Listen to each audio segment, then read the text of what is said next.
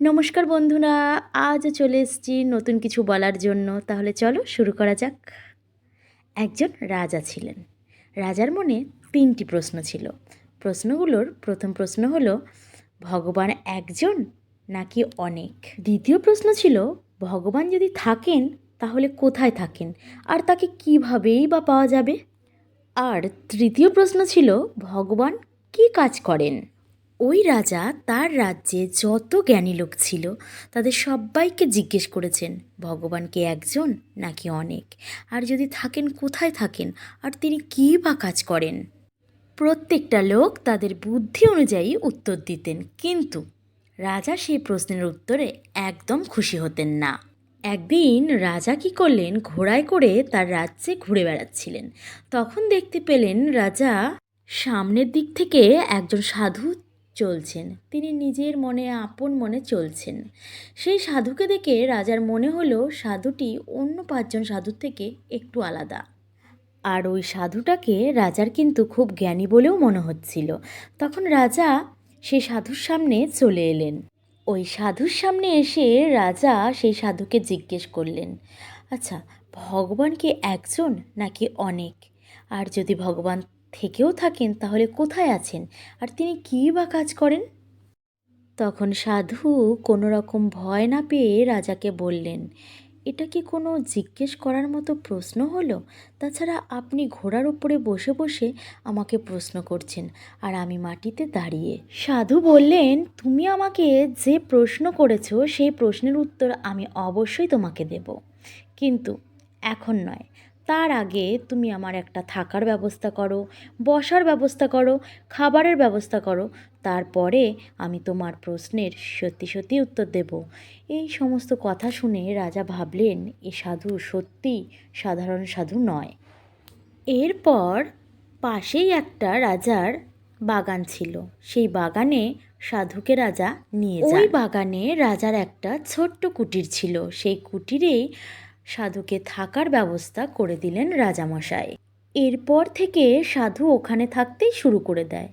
তারপর 2 দিন বাদে রাজা আবার এলেন সাধুর কাছে। এসে বললেন, আমাকে সেই 3টি প্রশ্নের উত্তর দেন। তখন সাধু বললেন, তুমি কি একাই এই প্রশ্নের উত্তর শুনতে চাও? রাজা তখন বললেন, সবার সামনে যদি উত্তরটা দেওয়া যেত তাহলে না খুব ভালো হতো। এরপরে সাধু বললেন, তাহলে ঠিক আছে, তুমি সবাইকে এক জায়গায় করে নাও। এরপরে রাজা বললেন, বাবা, আমি এই 2-1 দিনের মধ্যে তো আমার সমস্ত লোকজনদের এক জায়গায় জোগাড় করতে পারবো না, কারণ সবাই অনেক দূরে দূরে থাকে, আর সবাইকে একত্রিত করার জন্য আমার বেশ কিছুটা সময় লাগবে। তখন সাধু বললেন, ঠিক আছে, আমার কোনো তাড়া নেই। যখন সবাই একত্রিত হয়ে যাবে তখন তুমি আমাকে খবর দিও। তখন আমি তোমার প্রশ্নের উত্তর দেব। তবে হ্যাঁ, আমার কাছে রোজ রোজ এসে আমাকে তুমি বিরক্ত করবে না। যেদিন সমস্ত লোক একত্রিত হয়ে যাবে সেই দিনই তুমি আমার কাছে আসবে, তার আগে নয়। এরপর রাজা কুঠির থেকে বেরিয়ে গেলেন। এরপর রাজা আর রাজার মন্ত্রী মিলে 1 মাস পর দিন ঠিক করে, যেদিন সব লোকজনদের রাজা একত্রিত করতে পারবে। রাজামশাই সেই সাধুর কাছে আসা বন্ধ করে দিয়েছিলেন। সাধু বেশ ভালোই ছিলেন। একা একা থাকতেন, পুজো পাঠ করতেন, বিশ্রাম নিতেন আর খাবার খেতেন, আর চারিদিকে ঘুরে বেড়াতো। এরপর সেই 1 মাস পর সেই দিন এসে উপস্থিত হলো, যেই দিন সাধুকে সেই 3টি প্রশ্নের উত্তর দিতে হবে। রাজার রাজসভা থেকে লোকজনদের পাঠালেন, তোমরা যাও, গিয়ে সাধুকে এখানে নিয়ে এসো। এরপর সাধুকে নিয়ে আসা হয় রাজসভায়। তখন রাজা সাধুকে একটা সিংহাসন দেয় বসার জন্য, কিন্তু সাধু তখন বলে যে আমি সিংহাসন চাই না আমার বসার জন্য, আমি মাটিতে বসেই তোমার সমস্ত প্রশ্নের উত্তর দেব। তারপরে রাজা বলেন, ঠিক আছে বাবা, তাহলে আমার সেই 3টে প্রশ্নের উত্তর আপনি দিন। তখন সাধু বললেন, আমাকে আরও একবার তোমার ওই 3টি প্রশ্ন মনে করিয়ে দাও। তখন রাজা তার প্রশ্নগুলো বলল, ঈশ্বর কি একজন নাকি অনেক? আর ঈশ্বর কোথায় থাকেন, যদি থাকেন তাকে কি পাওয়া যাবে, আর যদি পাওয়া যায় তিনি কি কাজ করেন? এরপর সাধু বললেন, রাজামশাই, আপনি তো রাজামশাই, অনেক পড়াশোনা জানেন, আর আপনি গুনতে জানেন 1 2 3, কিন্তু আমি তো পড়াশোনা জানি না।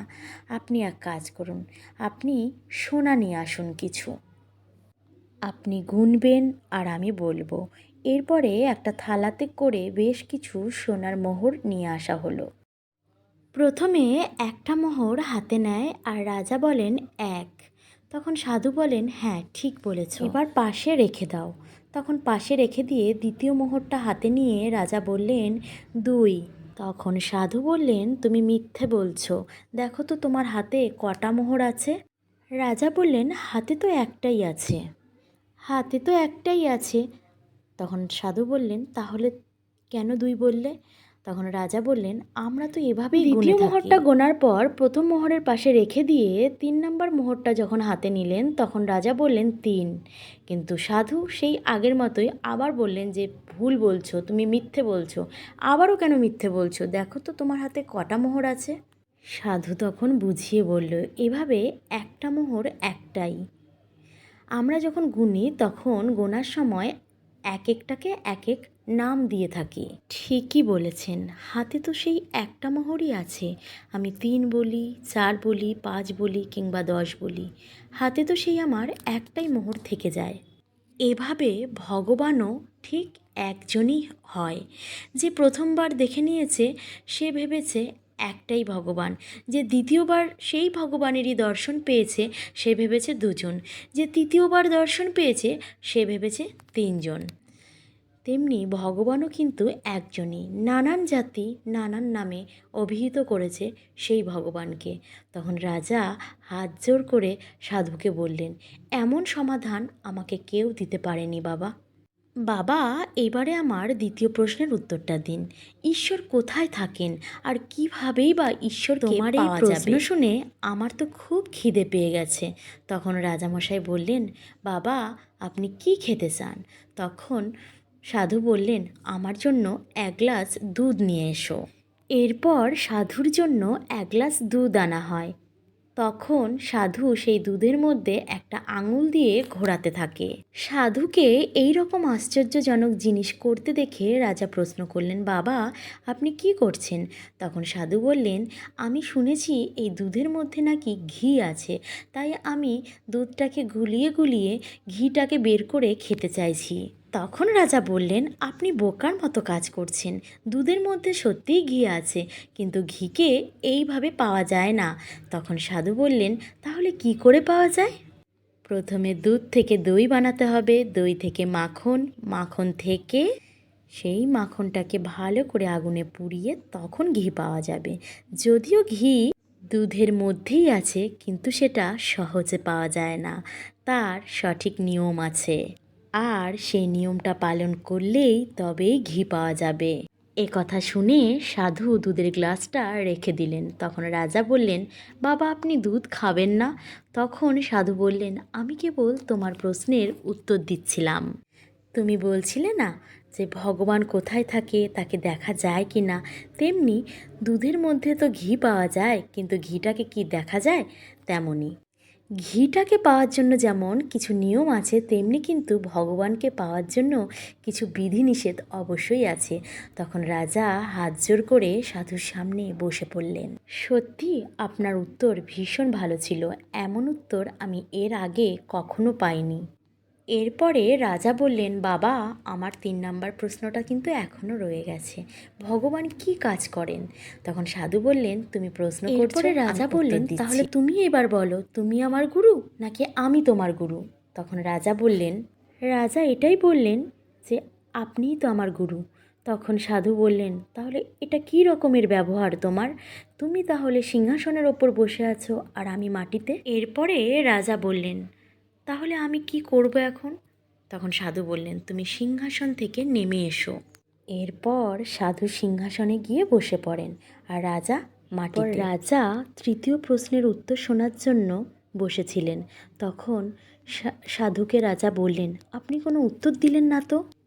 এরপর সাধু বলেন, ভগবান এটাই করেন, রাজাকে ফকির করে দেন আর ফকিরকে রাজা করে দেন। সবাইকে তাদের কর্ম অনুযায়ী প্রতিদান দিতেই থাকেন।